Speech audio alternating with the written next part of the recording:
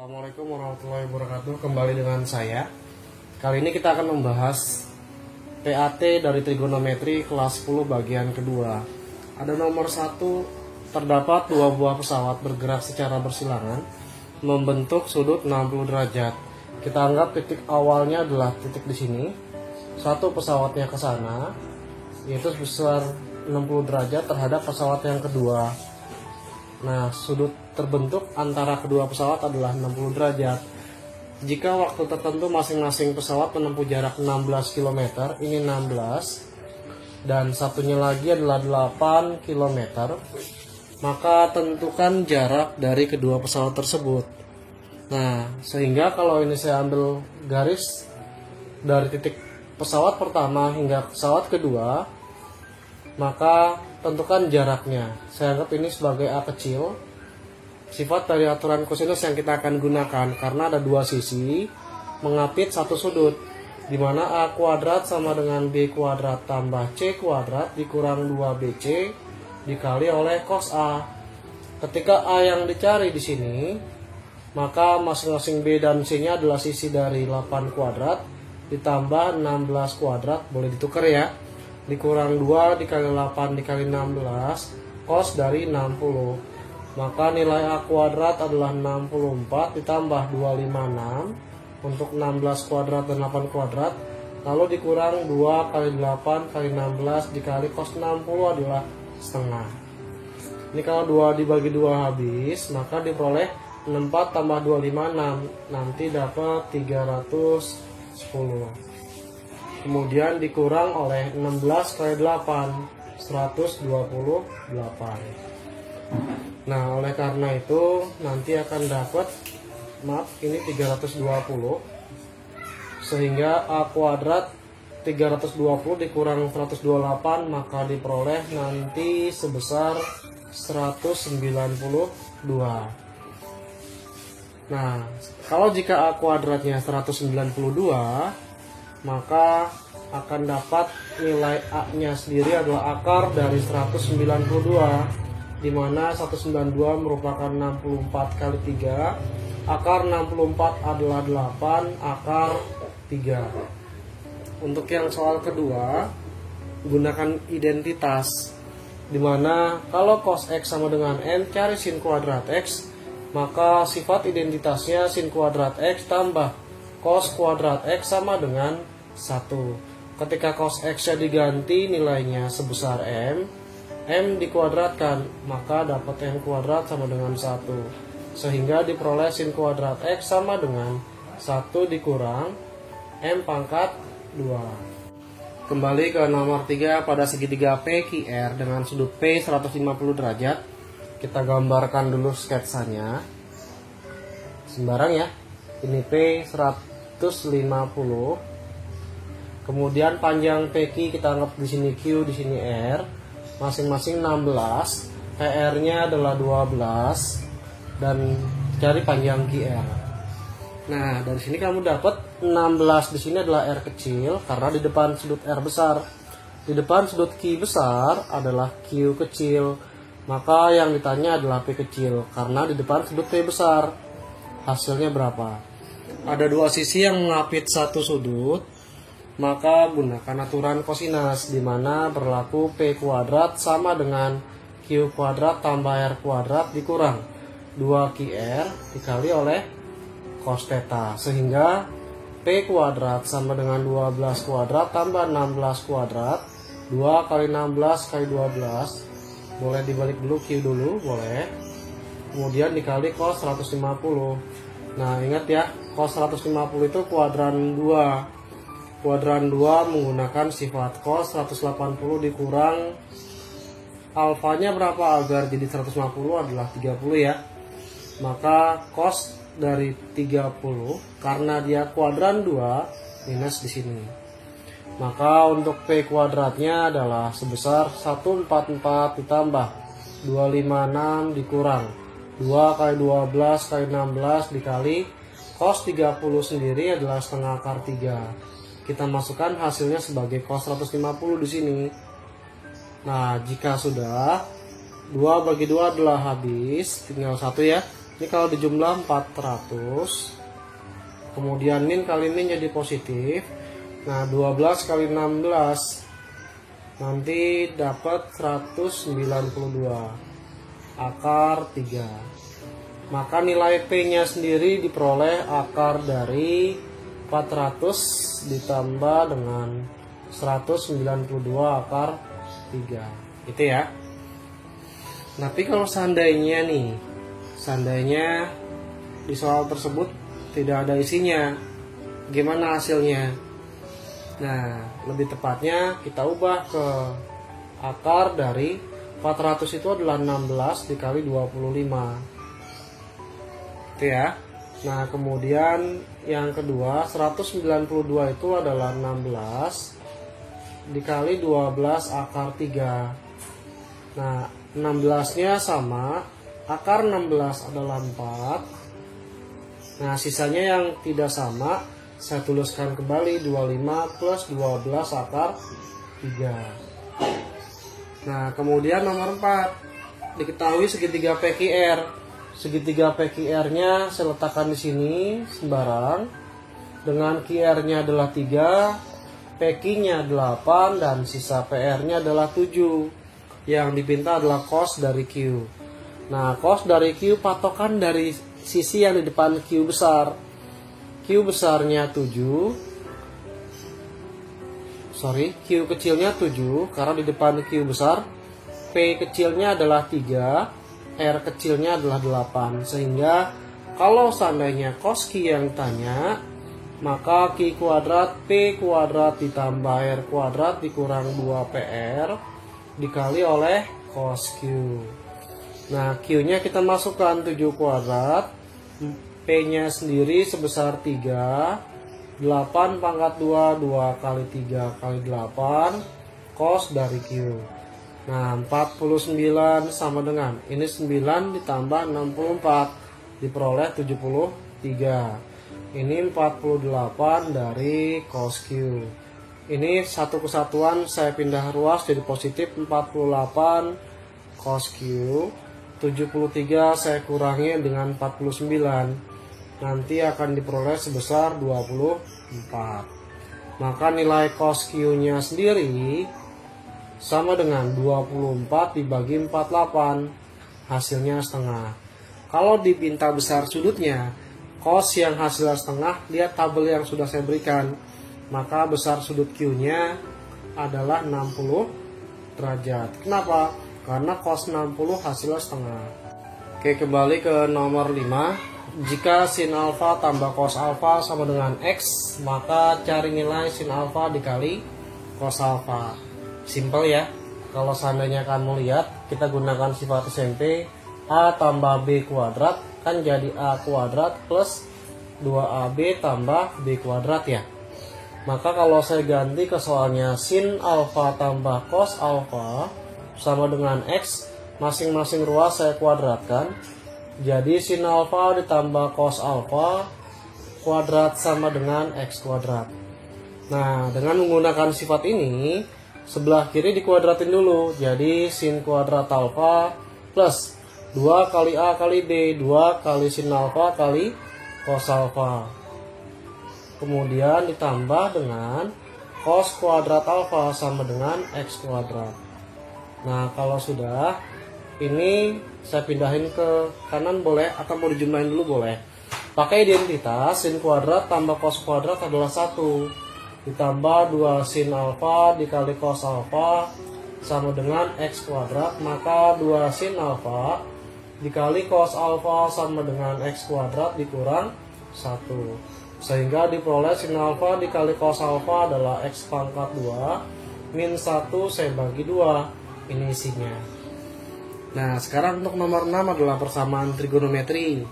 Jika sin X sama dengan setengah akar 3 dengan batas 0 sampai 360 derajat, cari nilai X yang memenuhi.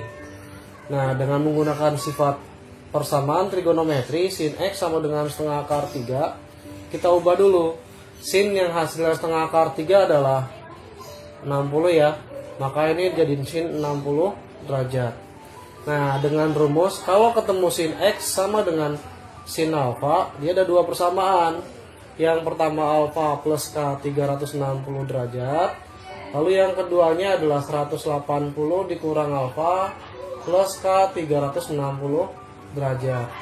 Saya ganti alfanya 60 karena di sini 60 ya. Ditambah K dikali 360 derajat. Kalau alfanya diganti 60, maka 180 saya kurangi 60 di sini. Jadi 120 tambah K dikali 360. Ada nilai K yang harus kamu masukkan dengan dimulai dari 0. Maka 0 kali 360 adalah 0. 0 tambah 60 adalah 60 derajat.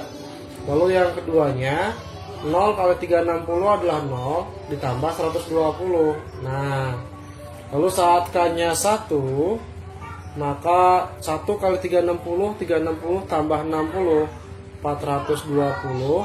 Lalu yang keduanya adalah tinggal 360 tambah 120, jadi 480 derajat. Ketika batasnya ini, maka yang memenuhi hanya 2, 60 sama 120 derajat. Jadi 60 derajat dan 120 derajat. Ini isinya. Nah, untuk nomor 7 sudah saya sebutkan sebelumnya, nilai minimum dari Y sama dengan sin X. Nah, dulu ada soal bahwa Y sama dengan A sin dari PX ditambah oleh Q. Nilai minimum maksimum dilihat dari mana? Dari A ya. Nah, sekarang karena A-nya di sini adalah 1, maka nilai maksimumnya adalah 1 dan nilai minimumnya adalah min A, seperti materi yang saya berikan sebelumnya. Maka dapat min 1. Oke, kembali ke nomor 8, kita coba nilai maksimum dari Y. Nah, gimana kalau depannya minus 3? Nah, kemarin sifat dari nilai maksimum minimumnya dari kurva Y sama dengan A sin dari PX tambah Q. Sudah ada A ya.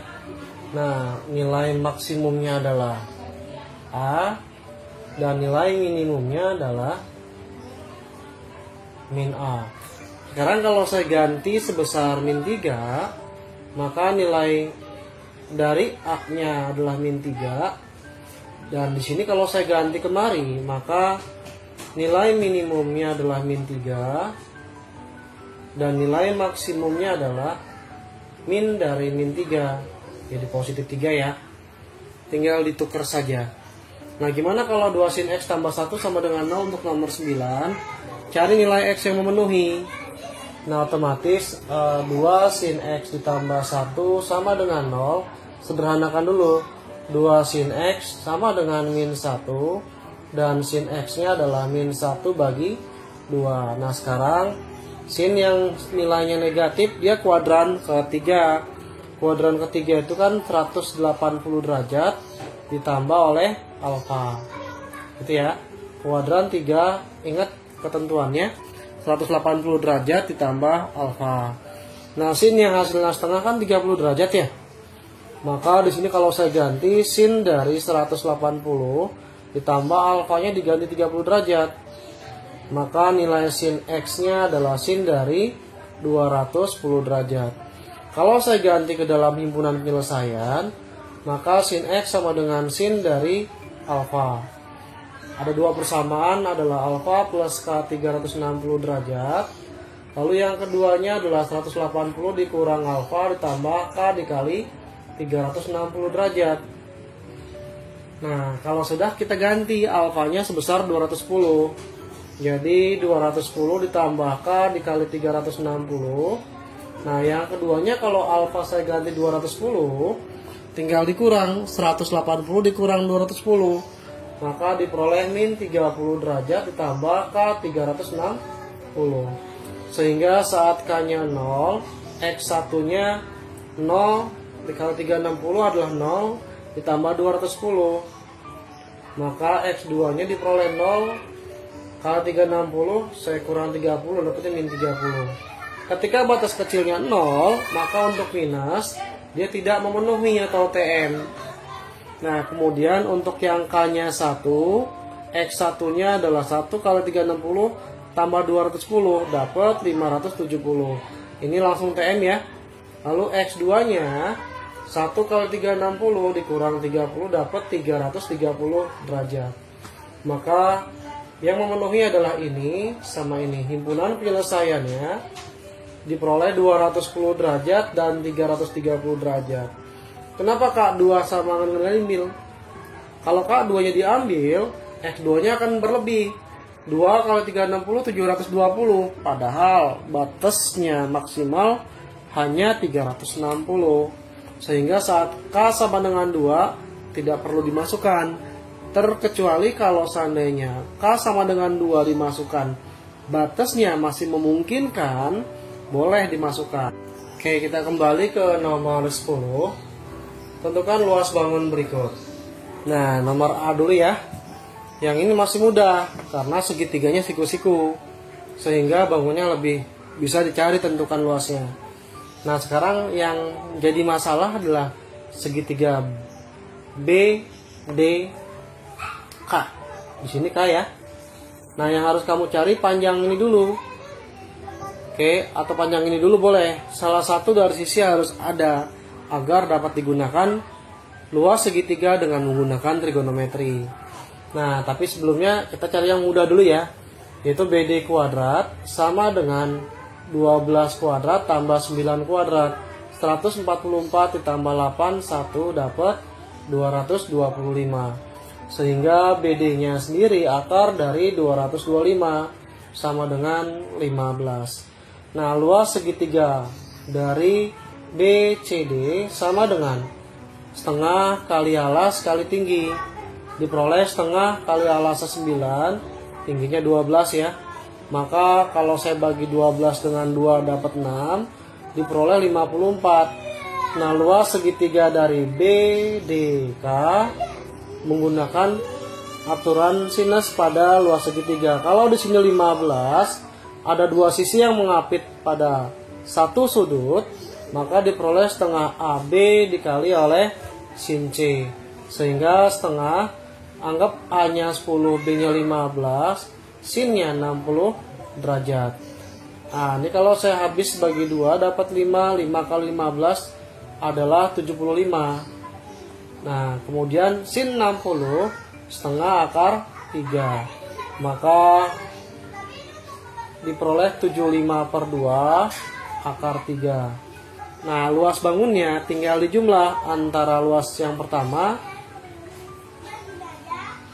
dijumlah dengan yang kedua, 54 ditambah 75/2 akar 3. Nah, gimana kalau untuk yang D? Yang D-nya punya 3 sisi tapi di sudutnya nggak ada. Kita anggap ini sebagai A kecilnya adalah 9, B kecilnya adalah 40, C kecilnya adalah 41. Jika diketahui 3 sisi, cari S-nya dulu, setengah dari jumlah A, B, dan C. Sehingga kalau saya ganti angkanya 9, 40, dan 41, maka diperoleh ini dapat 50 tambah 40, 90, bagi 2, 45. Cari luas segitiganya akar dari S kali S min A kali S min B dikali S min C ya. Nah, akar dari 45 S min A 45 dikurang 9 dapat 36. Kemudian 45 dikurang B 45. 45 dikurang C-nya adalah 41, 4. Nah, kalau dicari luas segitiga untuk dalam bentuk akar, maka harus kamu pecah. Karena kalau dihitung banyak hasilnya. Nah, ini jadi akar dari 45 kita pecah. 5 kali 9, 36 jangan ya, karena bisa diakarin. 5-nya diam dan 4-nya diam. Maka luas segitiganya diperoleh 5 kali 5, 25. Diakarin dapat 5. 9 diakarin dapat 3. 36 diakarin dapat 6. 4 diakarin dapat 2. Sehingga kalau dikali 5 kali 3 15, kali 2 dulu supaya gampang. 30 kali 6 dapat 180 cm pangkat 2.